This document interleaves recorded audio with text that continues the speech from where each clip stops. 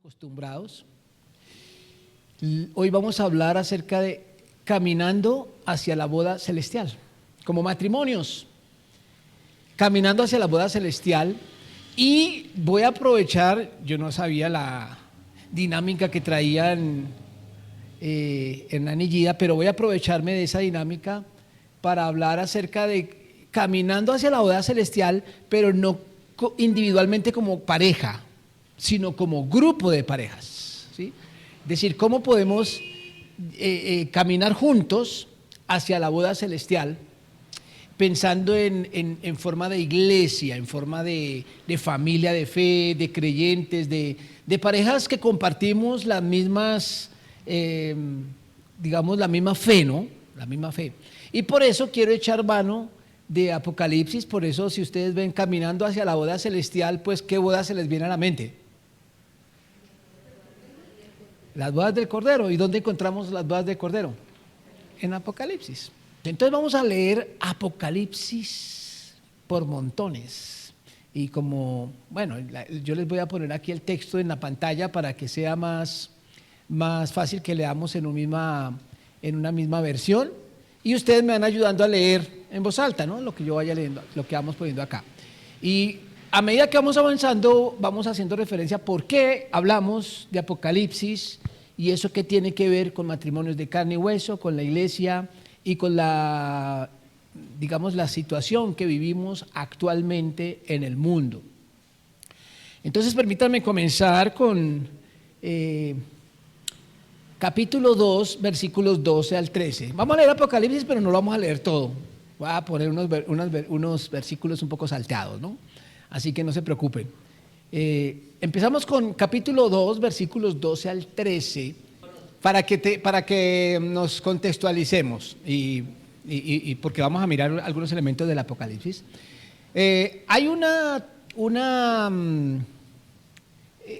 fórmula que utiliza este libro, escrito por el apóstol Juan. Recuerden ustedes que él tuvo una visión en la cual le fueron revelados algunos elementos apocalípticos, como su nombre lo indica. Y el título del libro que aparece revelado, que aparece escrito por Juan, no lo que suelen colocar los traductores, sino el libro inspirado por Dios, dice el Apocalipsis de Jesucristo. Y la palabra Apocalipsis significa revelación, es decir, la revelación de Jesucristo. Entonces, el Apocalipsis, que significa revelación, es un libro que pretende revelar a Jesucristo. Yo siempre he dicho que es un evangelio más, porque los evangelios nos muestran a Jesucristo, la historia de la vida de Jesucristo en la tierra, esos son los evangelios. Pero el Apocalipsis lo revela de una manera que se conoce teológicamente como escatológica.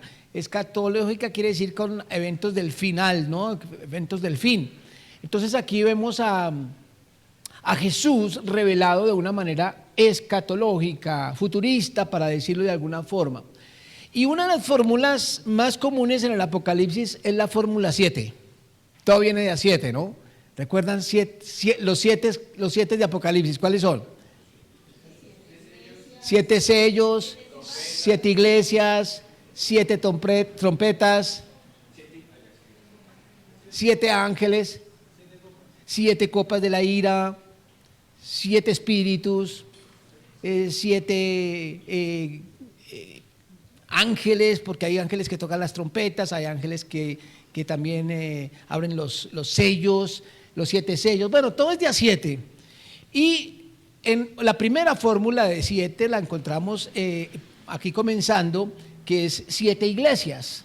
Dios envía un mensaje a 7 iglesias de Asia, y en cada iglesia hay un mensajero, al frente de esa iglesia, y se conoce como los 7 ángeles de las 7, porque ángel significa mensajero, no solamente son ángeles alados, sino que ángel significa mensajero. Entonces hay 7 iglesias, 7 mensajeros, y hay un mensaje a cada iglesia.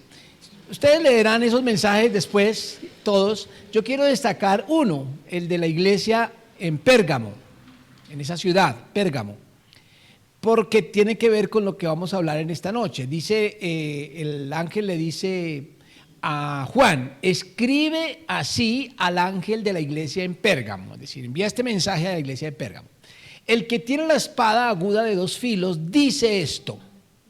Es la visión que está teniendo Juan. ¿Y qué es lo que le manda a decir a esta iglesia? Yo conozco tus obras y donde moras, donde está el trono de Satanás. ¿Cómo la ven? La iglesia de Pérgamo moraba, es decir, habitaba, vivía, estaba establecida ¿dónde? Donde está el trono de Satanás. Suena raro, ¿no? Una iglesia compartiendo espacio con el trono de Satanás. ¿Qué viene a la mente de ustedes cuando hablamos de dónde está el trono de Satanás? ¿Dónde está el trono de Satanás? En el infierno. ¿Sí? O sea, ¿esa iglesia estaba en el infierno? No. ¿Dónde está el trono de Satanás? En la tierra. Es el príncipe de este mundo, dijo Jesús.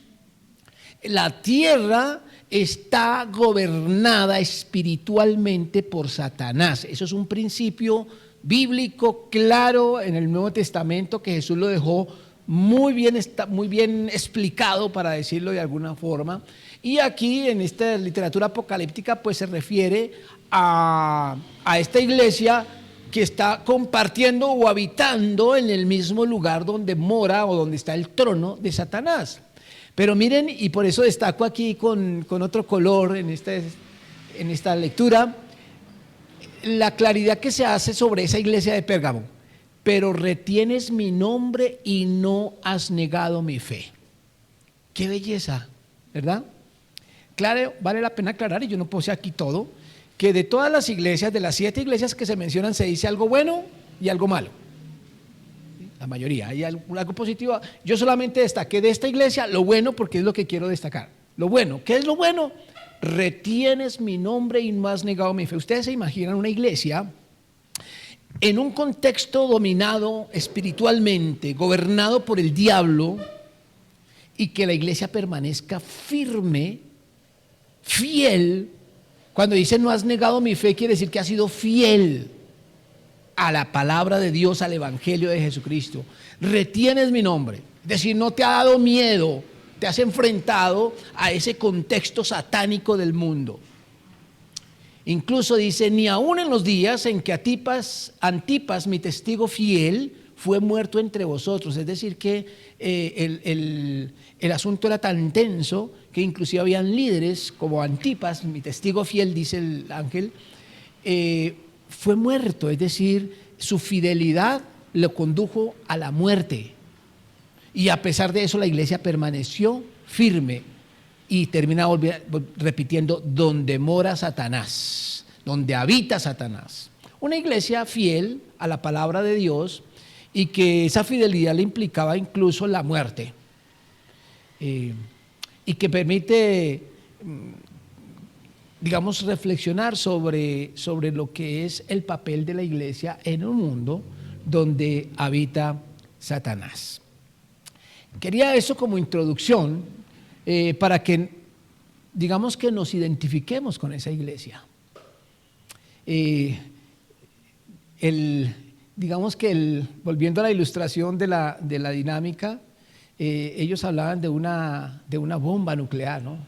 Bueno, aquí estamos hablando del mismísimo Satanás, el príncipe de este mundo.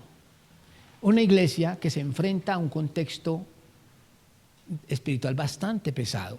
Ahora, la revelación de Apocalipsis sigue con todas estas fórmulas de número 7, y los voy a trasladar ahora al capítulo 16, y voy a tener que hacer la lectura porque estamos grabando, entonces si lee otra persona pues se sale, no queda grabado, entonces voy a hacer la lectura.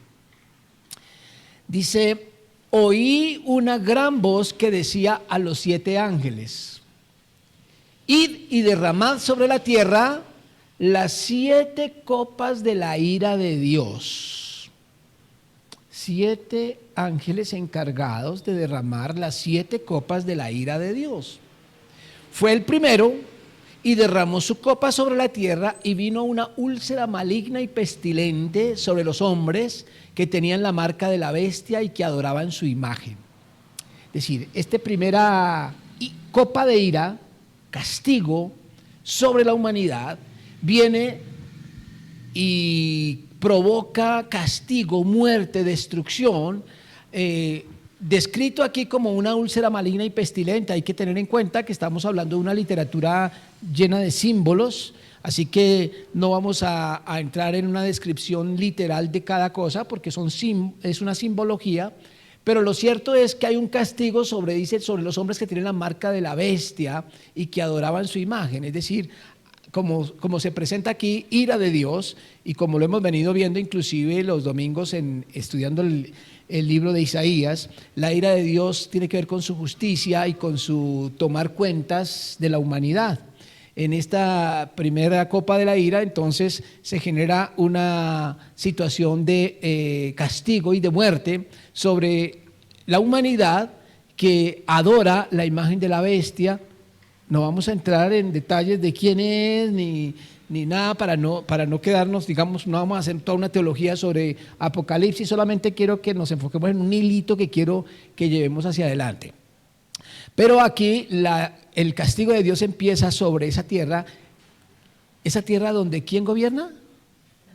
Ok, entonces, donde Satanás mora, donde Satanás habita, donde Satanás gobierna,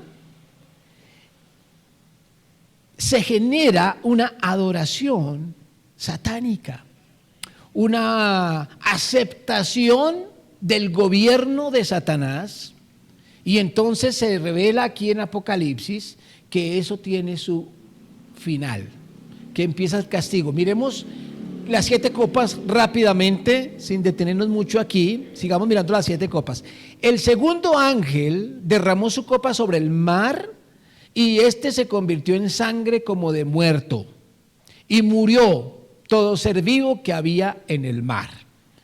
Noten bien, ahora, estas copas de la ira empiezan a caer sobre la tierra, sobre el mar, sobre todo lo que es el mundo gobernado por Satanás, y la consecuencia es muerte, de diferentes formas. Tercer ángel. El tercer ángel derramó su copa sobre los ríos y sobre las fuentes de las aguas, y se convirtieron en sangre. Y oí al ángel de las aguas que decía: justo eres tú, oh Señor, el que eres y el que eras, el santo, porque has juzgado estas cosas. Por cuanto derramaron la sangre de los santos y de los profetas, también tú les has dado a beber sangre, pues lo merecen. También oí a otro que decía, que desde el altar decía: ciertamente, Señor Dios Todopoderoso, tus juicios son verdaderos y justos. Hay una exaltación celestial por la justicia de Dios que cae sobre los seres humanos que han sido arrastrados y consumidos por el gobierno de Satanás. El cuarto ángel. Y cuando el cuarto ángel derramó su copa sobre el sol, noten bien, y al cual fue dado quemar a los hombres con fuego. Y los hombres se quemaron con el gran calor. Es decir, la copa de la ira sobre el sol lo que permitió fue que el sol pudiera quemar más fácilmente a los hombres. Y si los hombres se quemaron con el gran calor, de pronto realmente ustedes vienen, uy, eso ya como que está pasando, ¿no? Algunos por ahí de pronto pueden decir, pero miren la consecuencia de la copa de la ira de este cuarto ángel. Dice que y blasfemaron el nombre de Dios que tiene poder sobre estas plagas. Es decir, la humanidad, en lugar de arrepentirse, blasfeman contra Dios. Y dice, y no se arrepintieron para darle gloria. De alguna forma estas copas de la ira van subiendo como su intensidad, procurando, buscando que la humanidad se arrepienta. que se vuelva a Dios, que busque a Dios, que entienda que necesitan a Dios. Sin embargo, la tristeza es que ni así se arrepintieron, no se arrepintieron, siguieron en su perversidad. Quinto ángel.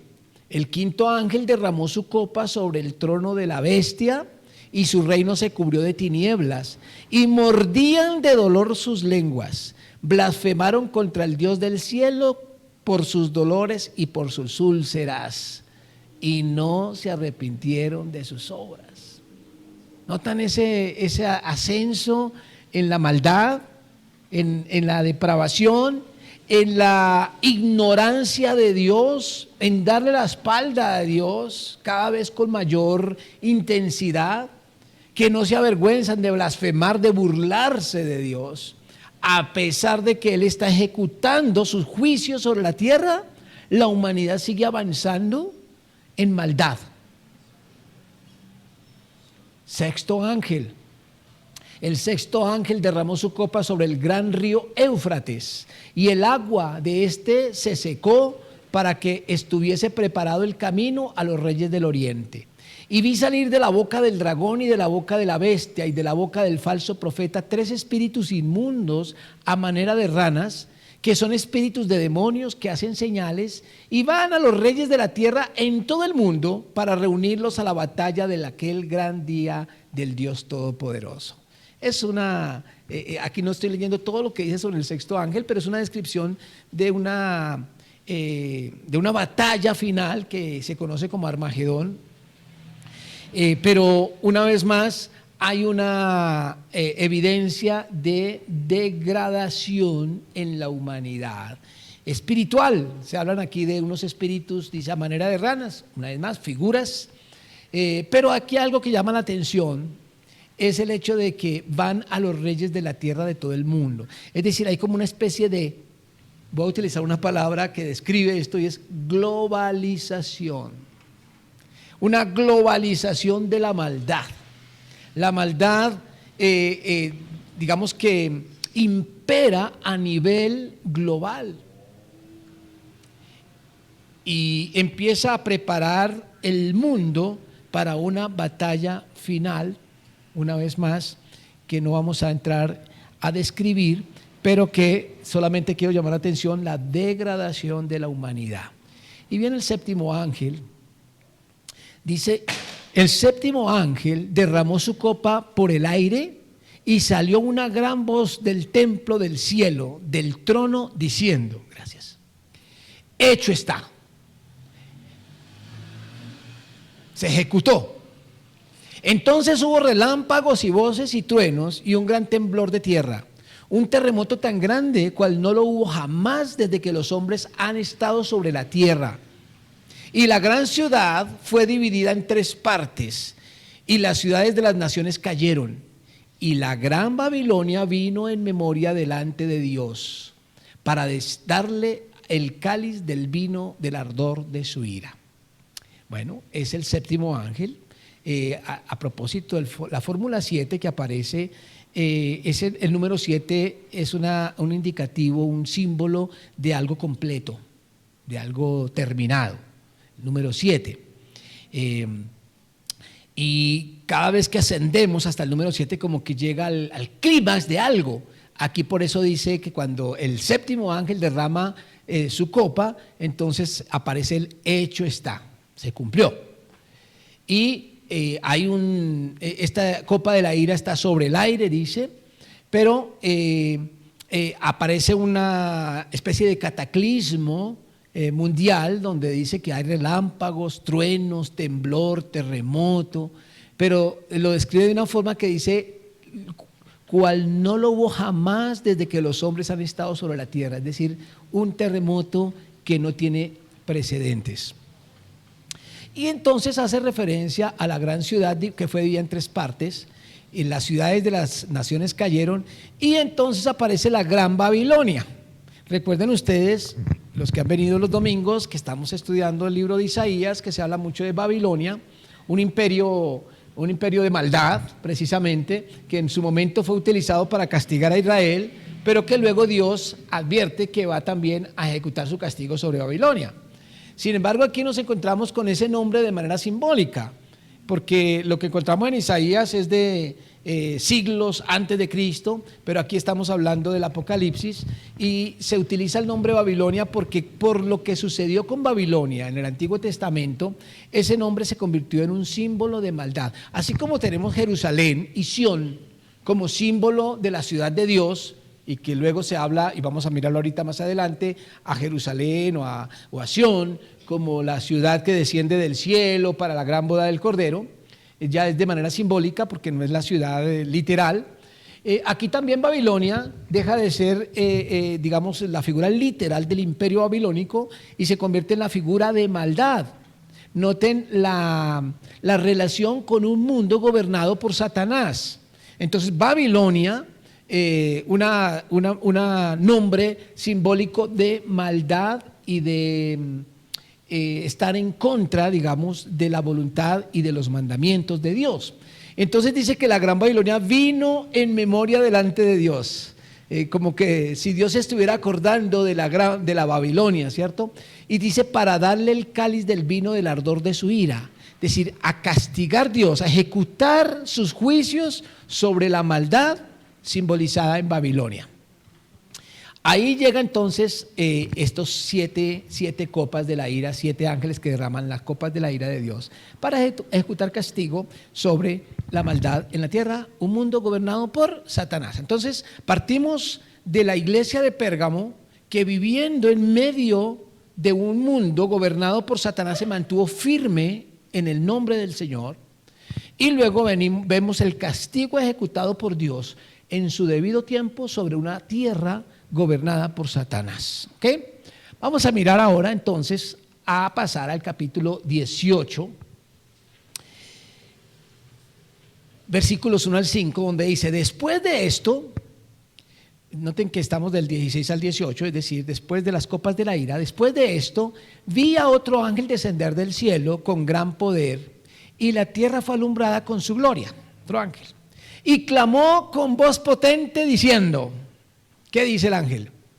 Ha caído la gran Babilonia, y se ha hecho habitación de demonios y guarida de todo espíritu inmundo y albergue de toda ave inmunda y aborrecible. Es decir, hay una proclamación celestial. Dice que un ángel que desciende del cielo y alumbra toda la tierra con su gloria. Se proclama desde el cielo la caída de este imperio simbólico de maldad sobre el cual Dios ha ejecutado todo su juicio y toda su ira. Entonces se proclama desde el cielo. Y luego dice, porque todas las naciones han bebido del vino del furor de su fornicación. Noten que por qué Babilonia se convierte en figura apocalíptica de maldad. La tierra entera, todas las naciones, dice. Nuevamente una expresión de globalidad. Las naciones, los imperios, las naciones enteras se han dejado seducir por el pecado de Babilonia. El furor de su fornicación. Es muy interesante que se eche mano de un término sexual para referirse al pecado de Babilonia. Fornicación, por supuesto, es simbólico para referirse a que estas naciones se acostaron, se amangualaron, para utilizar un término muy coloquial nuestro, para darle rienda al placer babilónico de maldad y de depravación. Los reyes de la tierra han fornicado con ella. Y los mercaderes de la tierra, ¿a qué suena eso? Mercaderes de la tierra. No solamente es un mundo de maldad, y no solamente tiene un contexto sexual, sino que además tiene un contexto de negocio. Los mercaderes de la tierra. ¿No se dan cuenta que el pecado, la maldad, la depravación, la degradación de la humanidad también es un negocio? Y da plata, da plata. Hay grandes poderosos que utilizan precisamente su poder económico para corromper cada vez más al mundo. Los mercaderes de la tierra se han enriquecido de la potencia de sus deleites. Hace poco salió una película, ¿cómo era que llamaba? De los niños que secuestran y...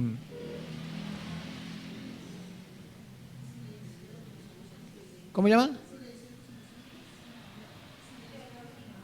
Del negocio que hace con niños. ¿Cómo es que se llama? Sonido de libertad, sí, Sonido de libertad. Denunciando la mercadería que se hace con niños, con negocios con niños, y la cantidad de ricos que salieron a criticar la película y a tratar de que no saliera al aire, porque precisamente son los que están involucrados en los negocios con niños a nivel global. Así que el pecado se convierte en un medio de negocio. Los mercaderes de la tierra se han enriquecido de la potencia de sus deleites. Pero luego de que describe esta situación con este sistema global de maldad llamado Babilonia o Gran Babilonia, miren la advertencia que hace en estos mismos versículos 1 al 5. Y oí otra voz del cielo que decía: salid de ella, pueblo mío, para que no seáis partícipes de sus pecados. ¿Qué tal esa invitación? Es decir, ha caído Babilonia, pero recuerden que donde mora Satanás, en ese imperio babilónico de maldad, también está la iglesia. Están en el mismo terreno. Y entonces hay una proclama angelical que dice al pueblo de Dios: salid de ella para que no seáis partícipes de sus pecados, ni recibáis parte de sus plagas. Es decir, va a caer castigo sobre Babilonia. Pueblo mío, salgan de ahí, porque sus pecados han llegado hasta el cielo. Hasta el cielo puede ser que el mensaje ha llegado al cielo, o también puede ser que han crecido demasiado, ¿verdad? Y Dios se ha acordado de sus maldades. Llegó la hora del castigo. Pero miren, me hace acordar esta descripción de la parábola que Jesús narró del trigo y la cizaña. En el mismo campo crecen el trigo y la cizaña. En este mundo donde usted y yo estamos, adorando a Dios, viviendo el reino de los cielos, estamos compartiendo el mismo terreno del reino de Satanás. Y en este anuncio de juicio final, Dios dice a su pueblo: salgan de ahí, no compartan sus prácticas. Dice: no recibáis parte de sus plagas, no seáis partícipes de sus pecados. Noten que ese salir de allí, ¿para dónde salimos? ¿Para dónde salimos? ¿Habrá un planeta que nos reciba? No, ese salir implica no ser partícipe de sus pecados. Convivimos en la misma tierra, pero no practicamos lo mismo. Eso es lo que a veces a la iglesia le hace falta reiterar, porque estamos viviendo una época en la que se proclama tanto el amor, la convivencia y la paz, que se confunde con la tolerancia al pecado, con complacerse con las prácticas de este imperio satánico que hay en el mundo. Pero la palabra de Dios nos invita a ser diferentes, a ser luz, a marcar la diferencia, a vivir en otro estilo de vida. Hay dos caminos que están combinados en esta tierra, y es el camino ancho y el camino angosto. Y la invitación es a caminar por el camino angosto, y cuando hablamos de angosto quiere decir que es incómodo, que es estrecho. Es mucho más fácil deleitarse con lo que todo mundo se deleita y vivir como todo mundo vive.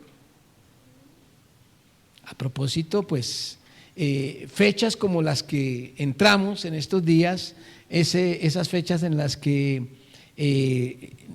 estamos llamados a mostrar una diferencia. Pero hay algunos que en lugar de mostrar la diferencia, hasta folclóricamente dicen: no, es que yo en diciembre salgo a vacaciones espirituales. Bueno, es una invitación a no ser partícipe de sus pecados. Entonces, esta es una descripción de la situación. La iglesia de Pérgamo nos describe una iglesia que se mantiene firme en medio donde mora Satanás. Las copas de la ira revelan un juicio de Dios sobre un mundo gobernado por Satanás. Y la caída de la Gran Babilonia nos habla de una necesidad que tiene la iglesia o el pueblo de Dios de no compartir las mismas prácticas de esa Babilonia espiritual. Y entonces llegamos al capítulo 21, porque estamos caminando hacia la boda celestial, y en el capítulo 21 dice: vi un cielo nuevo y una tierra nueva. O sea, después de todo este desastre, vi un cielo nuevo y una tierra nueva, porque el primer cielo y la primera tierra pasaron, y el mar ya no existía más. Y yo, Juan, vi la santa ciudad, la nueva Jerusalén. Noten ahora también la Jerusalén espiritual, no es la Jerusalén literal, geográfica que encontramos allí en este momento, sino que dice la vi descender, ¿no? Vi la santa ciudad descender del cielo. Así que la imagen o la idea o el nombre de Jerusalén nos representa la ciudad de Dios, pero una ciudad que desciende del cielo, que entre otras cosas está en el marco de un cielo nuevo y una tierra nueva.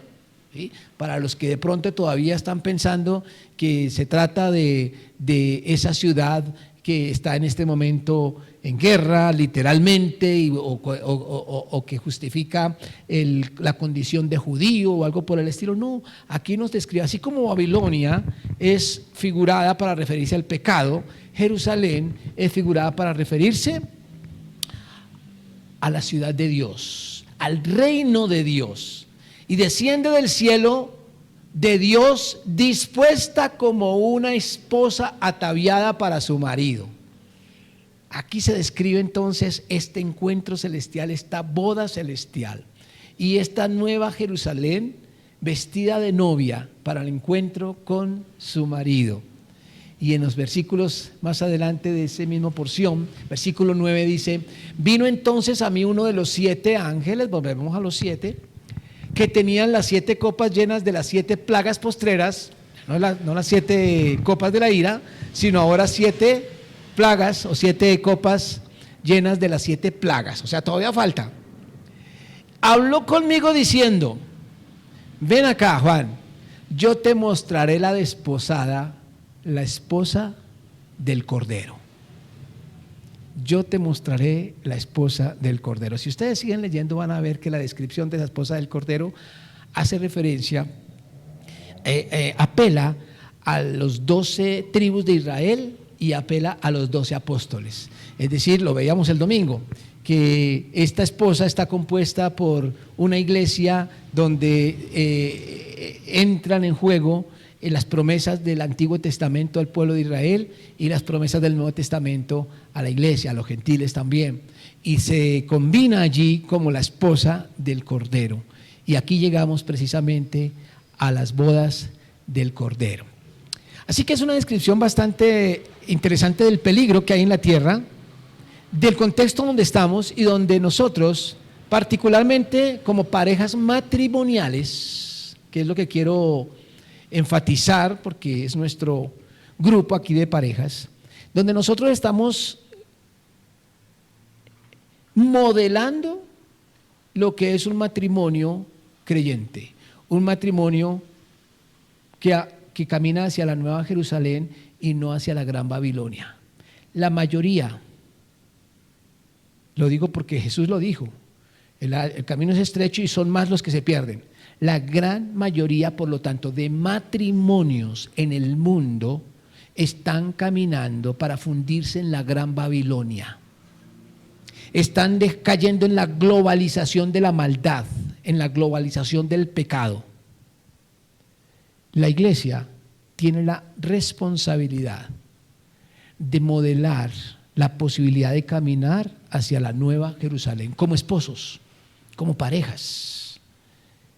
Pero la lucha es desigual, numéricamente hablando, espiritualmente no, porque así como la iglesia de Pérgamo permaneció fiel a Dios, es posible que la iglesia y el matrimonio cristiano permanezca fiel en medio de donde mora Satanás. El ejemplo de Pérgamo es tener la valentía a costo de la muerte o de la cárcel, de la persecución o la discriminación, decir la verdad, llamar al pecado por su nombre, no congraciarnos con términos que tratan de minimizar la gravedad del pecado, como muchas veces se hace, de cambiar los nombres de las cosas para que no suene tan agresivo, porque aparentemente eso es odio, sino llamar el pecado por su nombre. Por ejemplo, en la educación de hijos, en la crianza de los niños, tanto en el hogar como en la iglesia, en los colegios, los que trabajan en la docencia, que hay un grupo grande aquí en nuestra iglesia, saben de la dificultad que es para un docente enseñar la verdad en un colegio donde se prohíbe y donde se ve como una amenaza la palabra de Dios. Es muy difícil y eso implica posibilidad de castigo. Entonces, si hay algo en la vida cotidiana que como matrimonios podemos evidenciar que estamos caminando hacia las bodas del Cordero, es no tener miedo de decir la verdad y encarnarla, porque no es solamente palabras, es cómo vivimos, qué les enseñamos a nuestros hijos y como pareja, cómo vivimos la relación de pareja, diferente a como el mundo lo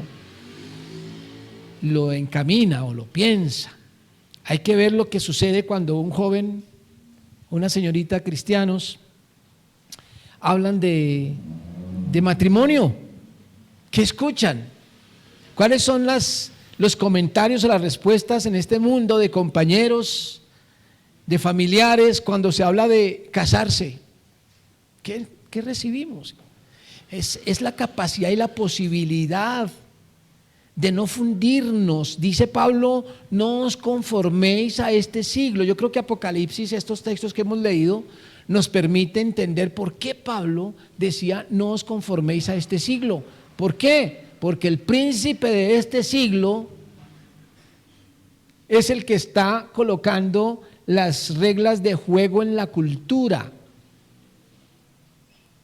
Este mundo está en las manos de Satanás, culturalmente hablando, filosóficamente hablando, políticamente hablando. La iglesia tiene que ir por otro camino. Y para eso hay que estar dispuestos a decir la verdad y a encarnar la verdad, a caminar en la verdad. Quiero, digamos que, dar un ejemplo, y ya que estamos en Apocalipsis con esta fórmula 7, pues voy a echar mano también del número 7, para hablar de 7 ataques apocalípticos contra la familia. Aquí estamos con el número 7, entonces vamos a dejar 7, no son los únicos. Escogí 7 para que encajara, digamos, dentro del mensaje apocalíptico, pero para que sea fácil memorizar y recordar contra qué nos estamos enfrentando. Tal vez a usted se le ocurran otros, pero yo voy a mencionar 7 asuntos con los que estamos enfrentando hoy en día en nuestros matrimonios. Aquí hay matrimonios que están comenzando apenas. Hay matrimonios con el nido desocupado y hay matrimonios con el nido vacío. Desocupados que todavía no tienen pollitos. Vacío es que ya los pollitos se volaron. ¿Sí? Hay matrimonios de diferentes edades, diferentes etapas, con niños pequeños, con hijos ya grandes que salieron, en diferentes etapas de la vida. Y de acuerdo a la etapa en la que estemos, enfrentamos esta situación de Babilonia de una forma diferente, de este reino de Satanás. Pero permítame mencionar 7 plagas, 7 ataques apocalípticos contra la familia. Por supuesto, esto no está ahí en Apocalipsis, ¿no? Es una analogía con Apocalipsis también. En primer lugar, la erotización del amor. Estoy hablando, no puse la palabra 7 ataques, iba a poner 7 ataques modernos, apocalípticos, pero modernos, ¿no? Porque si nos miramos toda la historia, pues vamos a entrar en una cantidad de cosas. Yo solamente quiero mencionar cosas como que estamos enfrentando en este momento. Cuando hablo de la erotización del amor, estoy hablando de cómo la sociedad, esta Babilonia, todo el concepto de amor lo ha reducido a sexo. Eros es una palabra que se traduce amor al español, pero que se refiere al amor sexual. Pero el amor sexual no es el único amor que existe. Pero cada vez que se habla de amor se entiende como sexo.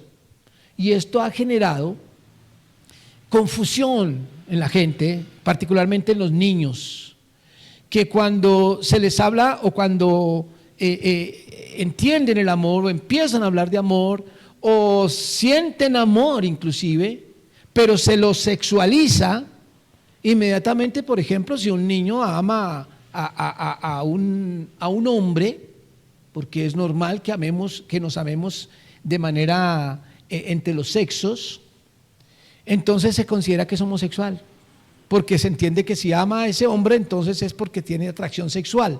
No, amor no significa atracción sexual. Es posible mujeres amando a mujeres y hombres amando a hombres, pero no con eros.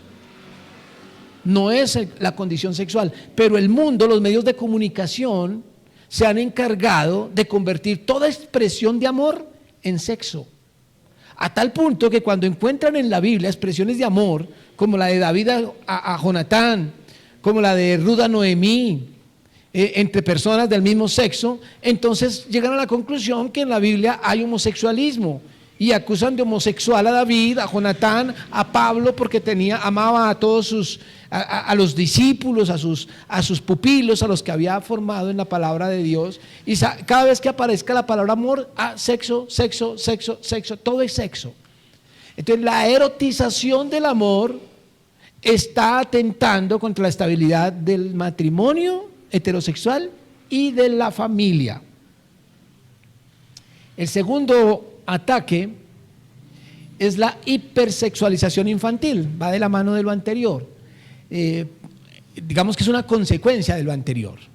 La hipersexualización infantil es la forma como están generando inclinaciones y atractivos sexuales a los niños desde muy pequeñitos, cuando todavía no han tenido un desarrollo psicológico, ni siquiera biológico, como para desarrollar esos atractivos sexuales.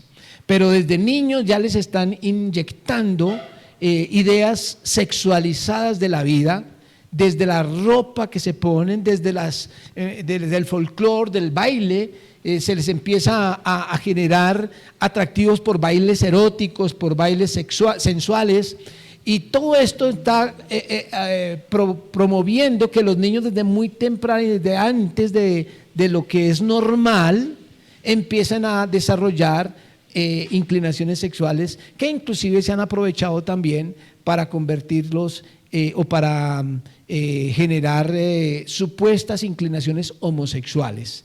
La hipersexualización infantil es un ataque de este mundo satánico contra la familia.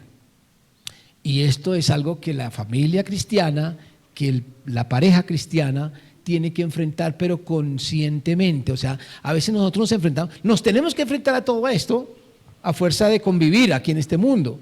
Pero la idea es que lo hagamos de manera consciente, intencional, que veamos el peligro, que abramos los ojos espirituales, que no nos limitemos a decir, eso en este mundo es normal, esa es la cultura, y que a veces nos vamos fundiendo en esos pensamientos y aceptamos palabras incluso que son acuñadas precisamente para promover estas cosas. El tercer ataque es el aborto voluntario. Es la forma como cada día se promueve más el aborto como un derecho de la mujer, como un derecho sobre el cuerpo femenino. Cada vez se promueve inclusive hasta una etapa más avanzada del embarazo, permitir el aborto. Y la sociedad, muchas, obviamente sociedad, hombres y mujeres, pero se enfatiza el caso de las mujeres, que entienden esto como una lucha social, como un reclamo de derechos, dejando los derechos de esos niños que están en el vientre por el piso. Ellos no cuentan, los derechos de ellos no importan. Si nosotros no tenemos el coraje de decir que el aborto es asesinato de niños en el vientre de la madre y aceptamos términos como interrupción voluntaria del embarazo, para no llamarle asesinato, pues estamos promoviendo y estamos aceptando fundirnos en ese ambiente satánico de la Babilonia que estamos viviendo, el aborto voluntario. En cuarto lugar, el divorcio express. Gracias. El divorcio express, bueno, coloco allí ese término que por lo que está de moda, ¿no? Se está acuñando ahorita. Pero el divorcio en todas sus modalidades, a lo que me refiero, porque esto siempre ha existido, es más que todo a la moda del divorcio, como una práctica casi que folclórica. Anteriormente, cuando no existía, no era posible, cuando no existía el matrimonio civil, sino solamente existía el matrimonio cristiano o católico aquí en nuestro país, pues no existía el divorcio, porque la Iglesia Católica no permitía el divorcio. Entonces, cuando una persona se casaba, lo pensaba bien porque era para toda la vida, era una marca para toda la vida, así que lo pensaban muy bien. Pero como ahora es tan fácil, entonces no hay necesidad de pensarlo. Yo me puedo casar y descasar cuantas veces quiera, y ahora ya ni siquiera se necesita, aquí en nuestro contexto, un proceso donde los dos intervengan, donde haya una demanda. No, yo me quiero divorciar. Entonces, un día amaneció bravo uno de los dos y va y se divorcia emocionalmente, hasta borracho puede ir a divorciarse, y después cuando le pase la borrachera decir, ay, ¿yo qué fue lo que hice? Porque como ya no hay necesidad de procesos y de algo extendido. Entonces, ese es otro atentado contra la familia y contra el matrimonio. No solamente debemos no hacerlo, porque nosotros podemos, si nosotros somos cristianos, no nos vamos a divorciar. No solamente es eso, es estar dispuestos a decir la verdad, que no nos dé miedo en la universidad, en el colegio, en el trabajo, en la familia, en la calle, en los medios. Porque podemos simplemente callarnos y dejar que eso camine así. A los niños especialmente, digámosles la verdad. Ellos se van a enfrentar en los colegios con que en los colegios dicen otra cosa. Y va a haber ese conflicto, ¿no? Hay lugares donde si tú enseñas algo diferente a lo que se está proclamando en los colegios con respecto a esos temas sexuales, corres el riesgo que te quiten un hijo, que te quiten la patria potestad por estarles enseñando contrario a lo que la sociedad enseña. Así que esto tiene implicaciones de sacrificio y peligro de muerte, como dice el caso de la iglesia de Pérgamo. En quinto lugar, el quinto ataque es la apología del feminismo. Esa está pero candente, literal, es candela del diablo, el feminismo. Y estoy hablando de la apología del feminismo, y de una vez no voy a incluir aquí el machismo. Y seguramente alguien me va a preguntar, ¿y por qué el machismo no? Por una sencilla razón: no existe apología del machismo. No existe. Existe el machismo. Es una práctica degradante, pecaminosa, indigna del ser humano, el machismo, pero no hay apología. O sea, nadie defiende o predica el machismo como una práctica que deberíamos hacer. No, al contrario, si a alguien lo acusan de machista, se defiende. No, yo no, ¿cómo voy a ser machista? Porque ser machista es una ofensa. Entonces nadie la está defendiendo. El problema con el feminismo, que lo hace más grave que el machismo, es que ese sí se defiende y se predica, se enseña, se promueve, se hacen marchas. ¿Cuándo han visto una marcha de machismo? Vamos a salir los machistas a marchar por la ciudad para defender al macho. No, eso no existe, porque eso es... ¿Cuándo qué? Cuando gane, ya está ganando. Vamos a ver, pero el problema que tenemos ahorita, y que repito está candente, es la apología del feminismo, que por eso lo coloco feminismo. No estoy hablando de feminidad, no estoy hablando de la mujer, en la condición de mujer, de femenina, porque las mujeres, Dios las diseñó con unas características particulares que como seres humanos tienen la misma dignidad de los hombres. Así que no sé cuál es la igualdad que se busca si ya somos iguales, fuimos hechos iguales en dignidad, diferentes en condiciones. El feminismo es una aberración de la condición de mujer, no es ser mujer. El feminismo como apología es una total aberración contraria y que está destruyendo la sociedad y que se está promoviendo de tal forma que es otro tema que tiende a hacernos cerrar la boca. Cuidadito, dice algo en contra del feminismo, porque es un problema en cualquier sociedad, en los medios académicos, en la universidad. ¡Qué peligro! Estamos caminando, permítanme una frase un poco que puede sonar ofensiva, pero repito, feminismo no lo confundamos con feminidad. Feminismo es una aberración. Y este tema del feminismo, yo veo al mundo caminando hacia el planeta de los simios. Un mundo gobernado por una tendencia feminista que no es humana, es satánica. Es gobernada por el que mora en este mundo como príncipe, Satanás. En sexto lugar, la ideología de género. Otro fuego candente. Ese pensar que cada persona tiene una tendencia o un género supuestamente de acuerdo a su autopercepción.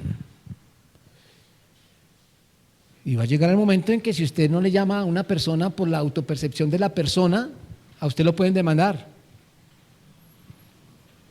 Si una persona se autopercibe lo que diga, pero y usted le llama de otra forma, porque los ojos le están y el sentido común le están mostrando otra cosa diferente, pues usted es el malo y el delincuente. Pero la autopercepción es una falacia, un engaño, y a los niños hay que enseñarles que son niños o son niñas sin miedo. Eso nos va a costar mucho, peligro, pero la verdad de Dios, expresada no solamente en la palabra de Dios, sino en la naturaleza, no podemos quebrantarla ni negarla. Y todo empieza por palabritas. Mire, género. Ya yo escucho en la iglesia hablar de género. Mire, existen géneros literarios, y géneros literarios no son femenino y masculino. Existen géneros en el cine, de películas, y no es masculino y femenino, son géneros de películas. Existen géneros de las plantas. Existen géneros gramaticales, eso sí existe masculino y femenino, pero es gramatical. Existen géneros de demonios. En la Biblia dice que habla de géneros de demonios, y no son masculino y femenino, son géneros de demonios. Existen géneros de animales también, las aves, cada animal lo creó Dios según su género. Hay diferentes géneros en la Biblia, refiriéndose a las cosas que Dios ha creado. El ser humano no tiene géneros. El ser humano es un solo género. Nosotros hablamos es de sexo masculino y sexo femenino, pero ya nos pasan los documentos que antes decían sexo, ahora dicen género, y hay 10 casillas para ver qué género es usted. Y entonces aceptamos el término género para usarlo también nosotros. Este mundo satánico empieza a inducir a los niños en el engaño a través de palabritas que parecen inocentes, pero son las que van generando una cultura engañosa y nueva, la ideología de género. Y en séptimo lugar, recuerden que no es exhaustivo, solamente son 7 ejemplos, la humanización de animales. Los animales fueron creados por Dios como bestias y tienen que seguir siendo bestias y serán bestias siempre. No son parte de la familia. La familia, ayer terminamos un curso sobre familia aquí y una de las cosas que enfatizamos es que la familia es una comunidad compuesta por seres humanos. El carro no es parte de la familia, la moto no es parte de la familia, la mascota, respétenla, cuídenla, ámenla, protéjanla, hagan todo lo que quieran, pero no es familia, es una bestia, es un animal. Pero en los ataques que está haciendo el diablo contra la familia, está invitando a que miremos a las mascotas como seres humanos, bebés, que ya las parejas no necesitan tener bebés, sino que deben tener una mascota y que reemplace al niño y a la niña. Y de esta manera estamos atacando a la familia, reduciendo la familia, acabando con la familia. Y todos estos ataques están caminando hacia la destrucción de la humanidad. Yo veo en estos ataques plagas apocalípticas que atentan contra la familia y contra el matrimonio. ¿Qué vamos a hacer? ¿Vamos a hacer como Pérgamo o tal vez como alguna de las otras iglesias que se mencionan en el Apocalipsis, que se dejaron llevar por el culto a diferentes deidades satánicas, o como la Gran Babilonia, donde inclusive parte de la iglesia, miren, la Gran Babilonia del Apocalipsis incluye sectores de la iglesia, porque así como todas las naciones fornicaron con Babilonia, habrán sectores de la iglesia que también van a fornicar con Babilonia, porque les da miedo perder clientes y entonces les da miedo decir la verdad y más bien matizan las palabras para encajar dentro de la Gran Babilonia. Como matrimonios y como iglesia estamos llamados a mantener la fe y el nombre de Cristo, aunque no encajemos en la sociedad, en la calle, en la universidad. Nuestras familias y nuestras parejas cristianas tenemos una responsabilidad: salvar al mundo entre todos con el ejemplo y con la verdad de Cristo.